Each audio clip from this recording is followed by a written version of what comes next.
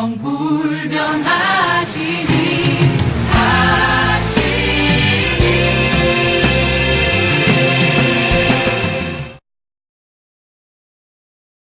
천사가 이르되 무서워하지 말라. 보라, 내가 온 백성에게 미칠 큰 기쁨의 좋은 소식을 너희에게 전한다.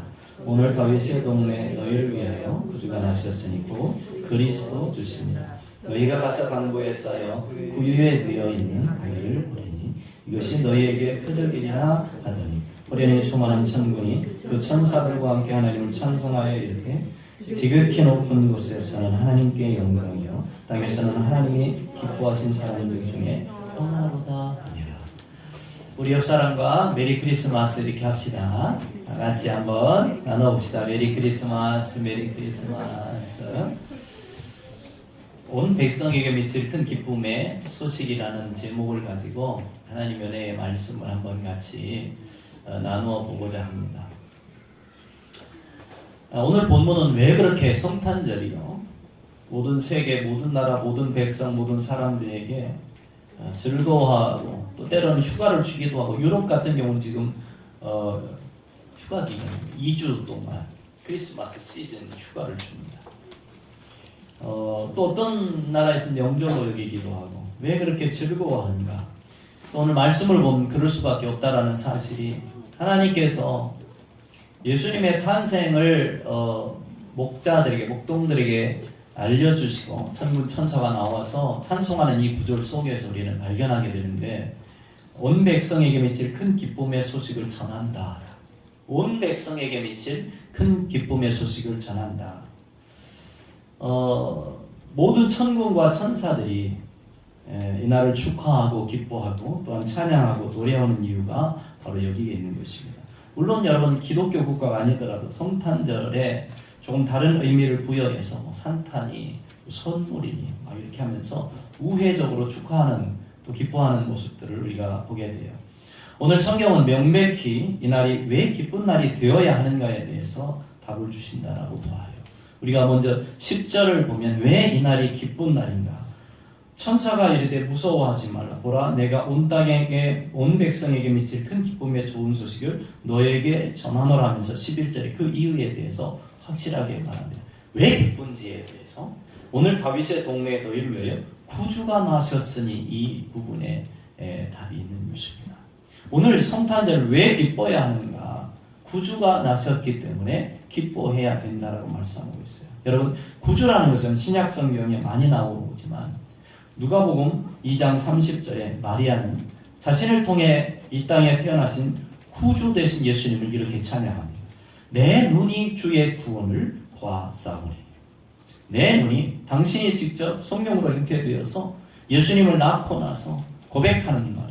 내 눈이 직접 주의 구원을 보았다. 그 다음에 3장 6절에는 모든 육체가 하나님의 구원하심을 보리라 함과 같으니라. 이사야의 말씀을 인용해서 말씀하고 있습니다. 요한복음 4장 42절에는요.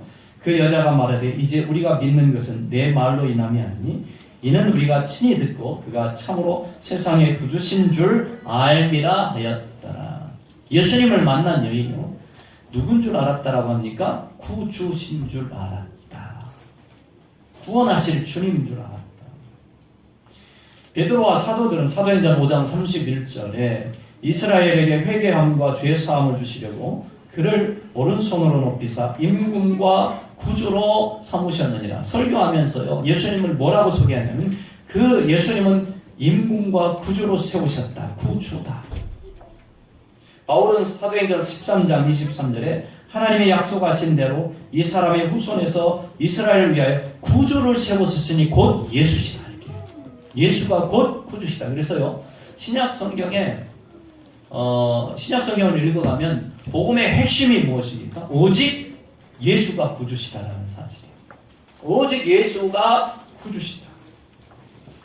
또 바울은 빌립보서 3장 20절에 이렇게 말씀합니다. 그러나 우리의 시민권은 하늘에 있는지라 거기로부터 구원하는 자 곧 예수 그리스도를 기다리노니. 예수님이 다시 오실 이 땅에 재림하실 그 날에 대해서 얘기하는 거예요. 승천하신 예수님께서 재림하실 그 날에 다시 구주로 오신다는 거죠. 구주라는 말은 헬라어 원래 소테르라는 단어입니다. 신약 성경에서 24번이 나오는데 예수님에게 16번 그리고 하나님께 8번이 적용이 됩니다. 그래서 구주라는 뜻을 좀 넓게 펴보면 이런 뜻을 가지고 있어요. 낮은 세상에 그의 보좌를 세우시고 어두운 세력을 멸하며 인간을 위한 모든 위험과 필요와 죄와 죽음에서 구원하시고 모든 재난과 파멸에서 보호하시는 분이라는 뜻을 가지고 있습니다. 구주라는 뜻이. 그래서 한마디로 말씀드리면 우리를 구원하실 주님이시다. 주인 되실 분이다. 바로 그 구주 되신 예수님이 이 땅에 태어난 날이 바로 성탄절이고 그러기 때문에 이 날을 우리가 기뻐하고 축하하고 나누고 기뻐하는 것입니다. 저는 오늘 말씀 중에 너희를 위하여라는 14절 한번 보세요.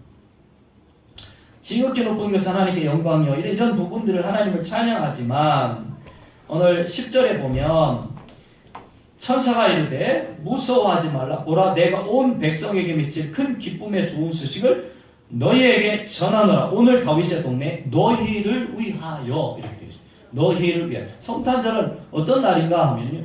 우리를 위한 날이다. 우리를 위한 날. 왜 우리를 위한 날인가? 이사야 53장에 찾아가 보면요. 우리가 어떤 존재인가에 대해서 말씀합니다. 이사야 53장 6절에 보면 우리는 다 양 같아서 그릇 행하여 각기 제 길로 갔거늘 이렇게 되어 있어요. 우리는 어떤 사람이냐면요. 그릇 행하여 하나님께서 원하시는 길을 가는 사람들이 아니었어요. 하나님의 길보다는 다른 길을 좋아해서 그 길을 걸어갔다라는 거예요. 그런데 그 이유 바로 여호와께서는 우리 모두의 죄악을 그에게 담당시키셨다. 우리가 비록 다른 길을 가지만 하나님께서는 예수 그리스도를 이 땅에 보내주셔서 길을 보여주시고 제시하시고 그래서 예수님께서 요한복음 14장에 뭐라고 자신을 표현합니까? 나는 곧 길이요 진리요 생명이다. 우리는 잘못된 길을 갔지만 예수께서 길을 보여주셨다. 그분만이 하나님이 가르쳐주신 진리의 길이라는 것을 말씀하고 있어요. 로마 3장 23절은 우리는 뭐라고 표현하고 있습니까? 모든 사람이 죄를 범하였음에 하나님의 영광에 이르지 못하리니. 그러니까 우리가 잘못돼서 갔던 그 길이 뭐냐면 죄된 길이었다라고 설명해요. 예레미야 2장에는 우리가 두 가지 죄를 범하였는데 그 첫 배 죄가 뭡니까? 생수 대신 하나님을 떠난 거였어요. 하나님을 떠난 게 죄다. 마태복음 9장 30절에 예수님께서도 백성들을 바라보실 때 무리를 보시고 불쌍히 여기시니 이는 그들이 목자 없는 양과 같이 고생하며 기진하며 이렇게 되어 있어요. 자, 예수님이 바라본 세상 사람들은 어떤 사람이냐면 목자 없는 양같이 자기가 열심히 자기 길을 간다고 하지만요 길도 없고 목적이 없는 거예요.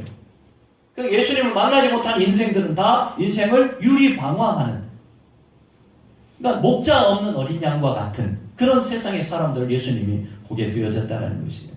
우리가 어떻습니까? 하나님 없이 살려고 몸부림치지 않습니까? 내 힘으로 살아보려고 애쓰지 않습니까? 그것이 죄라. 그것이 죄라. 여러분 이 시대에 이런 길 잃은 목자 잃은 양을 찾아오신 예수님처럼 오늘 우리도 구주 되신 예수님을 바라보고 살아갈 수 있는 그래서 여러분 인생이요 생명수를 잃어버린 빡빡하고 또한 갈급한 인생이 아니라 생명수를 되찾아서 내 인생에 되살아나고 내 삶이 내 가정에 되살아난 생수의 근원 대신 구주 대신 예수님을 만난 그래서 예수님께서 요한복음 4장에 뭐라고 하십니까? 물 들어온 여인에게 이 물을 마시는 사람은요 다시 목마르거니와 내가 주는 물을 마시는 자는 다시 목마르지 않고 그 배에서 솟아나는 생수가 되리라.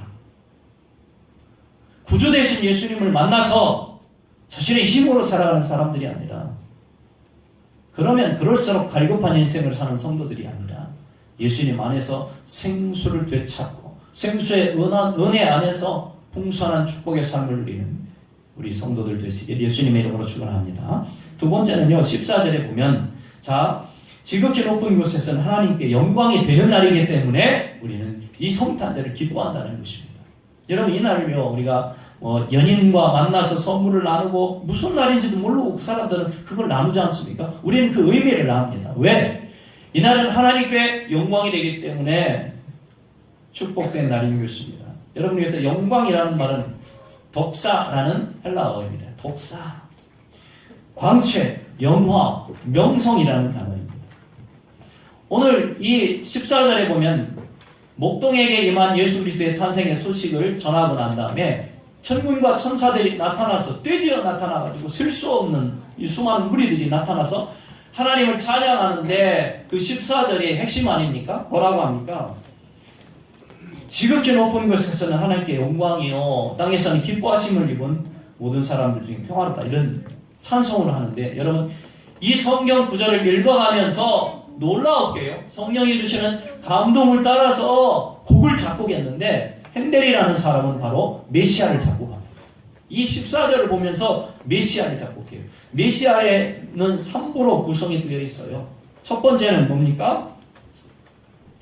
예언과 탄생이에요. 예수님이 오실 예언과 탄생. 그 다음에 2부는 순환과 속죄, 3부는 부활과 영생이 바로 메시아의 핵심입니다. 그런데요, 이 메시아의 가장 중요한 곡이 할렐루야입니다. 여러분 아실 겁니다. 할렐루야, 할렐루야. 핸델이 작곡한 메시아의 핵심 곡이 바로 할렐루야. 이 할렐루야라는 뜻이 뭔지 아세요? 하나님을 찬양하라는 뜻이에요. 하나님을 찬양.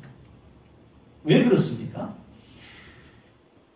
우리는 죄악 가운데 사는 인생이잖아요. 그래서 성경을 신학자들은 신구약을 세 가지로 나눈다면 이렇게 얘기합니다. 창조, 타락, 구속. 이 세 가지로 구분을 해요. 창조가 있습니다. 하나님은 천지를 창조하셨는데 인간은 타락이 있습니다. 죄를 지었습니다. 하나님께 떠나갔습니다.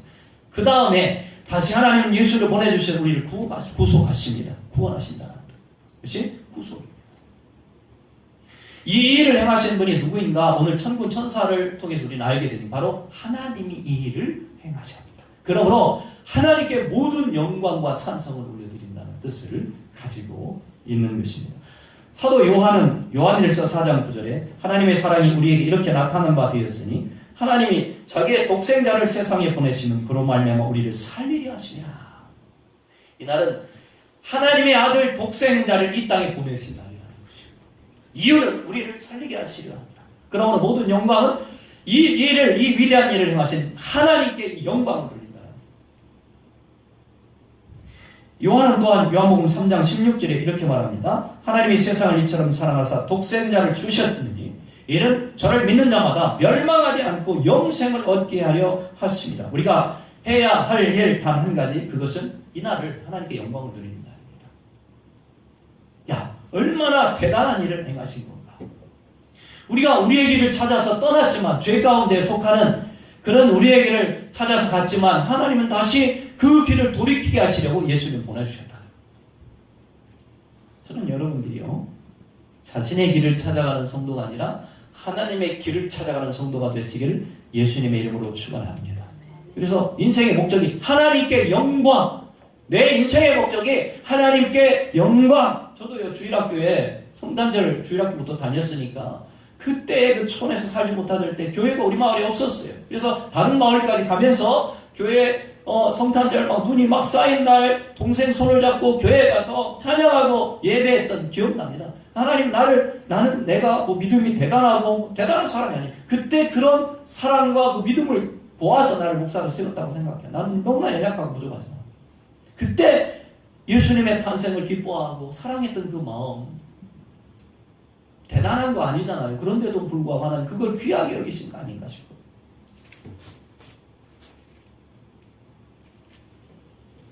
그래서 너희를 위하여 구주가 나셨다라는 이것을 우리가 한번 생각할 필요가 있습니다. 이날은요, 예수님께 오시는 날이지만 우리를 위해 오신 날이라는 거예요. 예수 믿는 사람들을 위해서 오신 날이고 예수 믿을 사람들을 위해서 오신 날. 여러분 그 보면은 세 번째로 또 우리가 하나님께 영광이 되고 큰 기쁨의 날이 될 수 있는 이유 중에 하나는요, 땅에서는 하나님이 기뻐하시는 사람들 중에 평화로다 하는 이 말씀입니다. 그러니까 이 땅에 평화를 주시러 오셨기 때문에 오늘 우리는 기뻐하는 날입니다. 세상 사람들 중에는요, 평화를 위해서 뛴 사람들이 있어요. 간디나 이런 사람들은 뭐 무혈, 그죠? 시위를 해서 한 분, 유관순 열사도 그렇고 또 누가 그렇습니까? 마틴 루터 킹 목사님도 그렇게 해서 노예 해방을 위해 힘썼지 않습니까? 그러나 다 생각해보면 자기 민족, 자기 나라 그 안에 갇혀있는 것을 우리는 보게 되죠. 그러나 예수님께서는 어떻게 오셨냐면요, 온 세상을 위해서 나라와 민족을 제한하지 아니하시고 온 세상에 모든 죽어가는 생명들을 위해서 이 땅에 오셨다는 거예요. 무엇을 주시기 위해서? 평화를 주시기 위해서. 그 당시에 평화는 어떤 것입니까? 로마의 황제인 아우구스투스가 주는 평화라고 알고 있었습니다. 세상 사람들이 얘기하는 평화는. 왜? 그 평화는 무슨 평화입니까? 무력에 의한 평화 아닙니까? 로마 군대가 가서 다른 나라를 점령하고 그 점령한 나라들이 또 무장을 해제시키고 오직 로마만이 평화를 준다는 거였어요. 그렇죠? 오직 로마만이, 황제만이 세상에 평화를 준다. 그것이 평화의 개념이었습니다. 그 당시에. 그런 그 시대에 예수님이 이 땅에 오셔서 십자가에 죽으실 때 여러분 모습을 생각해 보면요, 자기가 죽으시면서 평화를 주셨다. 이 땅에 오신 것도 대단하지만 피를 흘리시기까지, 자기가 희생하시기까지 온 백성을 위해서 십자가를 지으시면서 죽어가는 모습을 생각해 보면, 아, 오늘 이 말씀이 맞구나. 무혈, 그죠? 폭력이 아닌 당신이 죽어서 세상이 사는 것을 원하셨던 예수님. 여러분 생각해 보십시오. 예수님은 왕으로 오시지 않았습니다. 그래서 왕으로 태어날 줄 알고 동방박사 마태복음에는요, 세 사람이 어디로 들어갑니까? 헤롯 왕궁으로 들어갑니다. 그것 때문에, 그 실수 때문에 나중에 2살 미만의 모든 어린아이들이 다 헤롯이 죽이는 이런 아픔을 겪게 되잖아요. 예수님은 왕궁에서 오시지 않았습니다. 그 당시 어디서 태어납니까? 베들레헴의 마구간에 태어났습니다. 다 호적하라 명하였기 때문에 로마 황제가 로마에서 이스라엘로, 아니면 각 나라에서 이스라엘로, 또 아니면 이스라엘 나라에서 각 고향으로 돌아가서 다시 호적을 해야 돼요. 그래서 고향을 방문한 그때 있을 곳이 없는 거예요. 방이 없습니다. 그래서 할 수 없이 마구간이라도 거기서 거해야 되는 것이데, 거기서 태어나신 예수님. 그때 아까 말씀드린 것처럼 이때 여러분 예수님의 나심을 축복하기 위해서 왔던, 찬양하기 위해서 왔던 사람은 몇 명밖에 없었습니까? 5명입니다. 3명은 동방박사 3사람이고 요셉과 마리아 5입니다.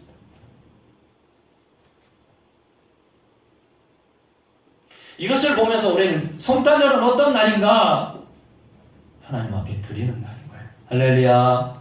하나님 앞에 드리는 날이지 내가 받는 날이 아니라는 거예요. 동방박사 3사람이 예수님의 나심을 축복하고 감사하기 위해서 황금과 유향과 모략을 가지고 와서 제물로 예수님 앞에 놓지 않습니까? 이건 뭡니까? 이 땅에 구주로 태어나신 예수님을 찬양하고 그 일을 행하신 하나님의 영광을 돌리는 날, 감사의 예물을 주님 앞에 드리는 날이었어요. 왜? 이 땅에 진정한 평화를 주신 그분을 찬양하는 날이에요. 여러분 마음속에요, 예수를 그리스도로 영접하시면 마음의 평화가 이루어집니다. 할렐루야. 여러분 마음속에 예수를 구주로 영접하지 못한 분은 날마다 싸움일 겁니다. 자기 자신과 싸워야 되고요, 내 마음에 들지 않는 사람과 싸워야 되고요, 그럴 겁니다. 그러나 내 마음속에 예수를 구주로 모셔드린 분은 그럼에도 불구하고 예수님이 나를 컨트롤하시고 성령님이 나를 제어하시며 성령님이 나를 이끄시는 하나님의 영원한 평강 안에 거하시는 성도가 될 것입니다. 우리 성도들에게 이런 평강이 있으시길 예수님의 이름으로 축원합니다. 나와 싸우고 아내와 싸우고 남편과 싸우고 세상과 싸우는 사람이 되지 마시기 바랍니다. 예수님이 이 땅에 평화를 주시러 오신 날입니다. 사실 알고 보면은요, 싸움은 어디서 일어납니까? 나의 연약함 때문에 일어납니다. 우리는 그걸 알지 못합니다. 그래서 남의 잘못이 먼저 보이고요, 남의 부족한 것이 먼저 보이게 되는 거예요. 여러분, 한번 우리 아이들 연습하는 과정을 제가 쭉 지켜봤잖아요. 얼마나 이쁜지 모릅니다. 감기 걸려도 독감 걸려도 와가지고 연습 한번 해보고 같이 해보고 나누고 얼마나 어설픕니까? 그죠? 그런데요, 나는 기쁨이 애들 보면서 너무나 행복해요. 야, 귀하다. 너무나 귀하다. 잘해서 귀한 겁니까? 그렇지 않다라고 봅니다. 그 마음에 정말 기쁘니까 이 일을 하는 거 아니겠습니까? 저는 여러분들이 신앙생활을 굳이 한다면 기쁘게 신앙생활하는 성도가 되시길 예수님의 이름으로 축원합니다. 그런데 기쁘게 살 수 있는 인생 비결이 있습니다. 뭡니까? 예수 그리스도를 나의 구주로 모셔드리시기 바랍니다. 모셔드리고 예수는 오직 나의 희망이고 예수는 오직 나의 길이시고 오직 나의 소망이 되십니다. 내가 아닙니다. 내가 소망이라고 생각할 때 싸우는 겁니다. 복잡해지는 겁니다. 인생이. 혼란해지는 겁니다. 왜? 내가 가르쳐야 되는 겁니다. 그 사람을. 내 마음에 들지 않는 사람은 이렇게 해야 되는 거잖아요. 그러니까 우리는 우리 마음속에 예수를 구주로 영접하고 늘 나의 주인 되신 하나님, 나의 생명 되신 하나님, 나의 소망 되신 하나님 바라보면서 그분 찾아 기도하고 말씀을 묵상할 때, 그래서 내가 여러분에게 우리 이후복 성도님 깜짝 놀랐을 거예요. 목사님이 맨날 보내니까 매일같이 성경 구절 하나씩 탁탁탁 핸드폰에 오지요. 핸드폰에 뭔가 오죠 맨날. 그죠? 우리 성도들 다 보내요. 제가 다 보내고 하는데 이후복 성도님 깜짝 놀랐을 거예요. 목사님 맨날 뭐 보내니까 그래 한번 보시고 하루를 시작하시라고 제가 이렇게 말씀을 드려요.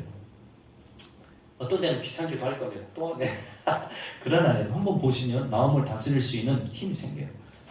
하나님이 그냥 한번 쉬어가라는 말입니다. 제가 그 성경 구절을 넣어드린 이유가 쉬어가십시오. 왜 지금 우리 이후복 성도님 같은 경우 삼성물산이잖아요. 지금 나라적으로 얼마나 힘든 시기입니까 지금.